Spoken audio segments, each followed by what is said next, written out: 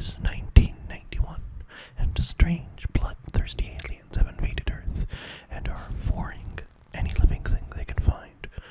From Sega for the Genesis, this is Alien Storm.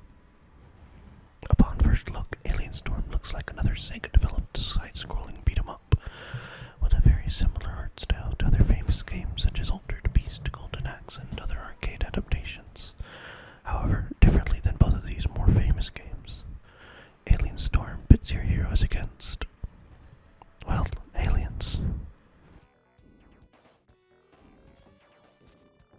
There are 3 different characters to play as an Alien Storm: boy, girl, and a robot. There's really no mechanical or gameplay-wise differences between the 3 of them aside from visual flares, except for the fact that the robot has a glitch where he can live after being killed. But the visual differences are actually really cool and do give each character a bit of personality. The enemies in this game are really awesome too. They're all like an eldritch horror of some sort, and it's clear that the game, a lot like Contra and other Alien games of the time, took inspiration from the Alien series of movies. You've got some really interesting enemies here though. There's these little gremlins which can hop on you. There's slug demons that hide under trash cans. There's mouth things which can throw you. These little ding-dongs that give you energy.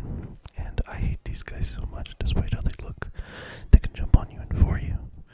There's also flying versions of them in the shooting sections that convert poison. And there's also these kangaroo demons, as well as the bosses, which are these nose things in the eye tornado. A lot of cool stuff and very creepy and creative designs. If I was a kid in 1991, I probably would have peed my pants playing this, so big shout out to Mia Bond, the character designer.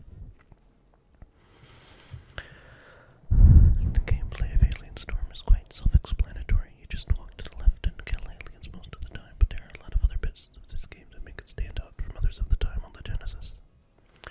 For example, unless you're in a running section, your character cannot jump. You can walk around, of course, and double tap a direction to start dashing.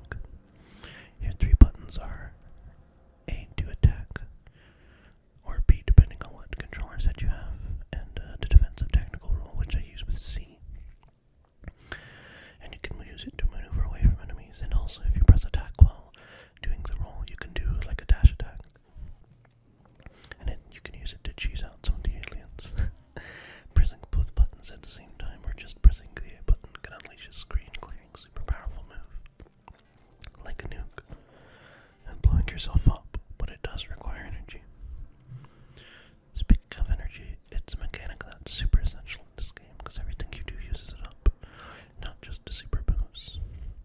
A big difference from Golden Axe and Altered Beast is that most of your attacks actually do have really long range, but all that goes away if you run out of energy. Without energy, your attacks measure up to, slapping someone with a gun, or just usually just generally slapping someone, which can be super detrimental, especially if you're against a boss character or a very annoying enemy. The buttons and the attacks are super satisfying though, with each character bringing out an onslaught of different weapons to overkill a weakened enemy, like the robot using a rocket launcher, and the girl pulling out a machine gun from who knows where and letting that chopper sing in the alien's face. There is nothing quite like downing an annoying alien in Alien Storm and repeatedly firing at its brain point blank with no mercy. Other sections in this game include these shooting sections, which are pretty frequent, where you go inside a building and bang bang bang bang bang bang bang bang bang every alien you see. These sections do get harder every time they appear, and by the final one it's almost impossible to get through it without taking damage. They're a lot of fun, and it's a really good way to restore your energy, which is crucial. Also, the shooting sections are the only places in the game where you can get health power-ups, except for one small little bit in the last level. The shooting sections are also full of bad guys, and you can really shoot up anything, even the walls. And before you ask, no, you can't kill the people. I've tried. And I've tried a lot. These are also super satisfying when you're able to blast an enemy right from behind a corner. However, the one problem I have is with these big aliens in every shooting section in the back, they're not really doing anything. They don't even attack you. In fact, you can even clear the level without shooting them. I love him. He's very gentle, and he's allowed to stay on the earth if he likes. The third type of level in this game are the running sections, which really show off the blast processing of the Genesis. Even this early in its lifespan,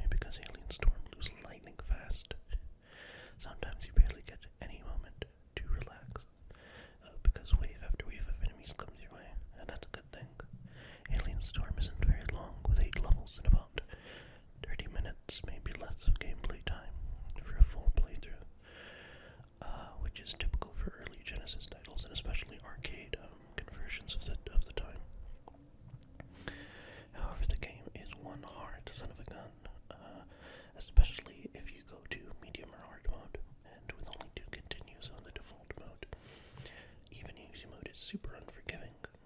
That is, unless you cheat.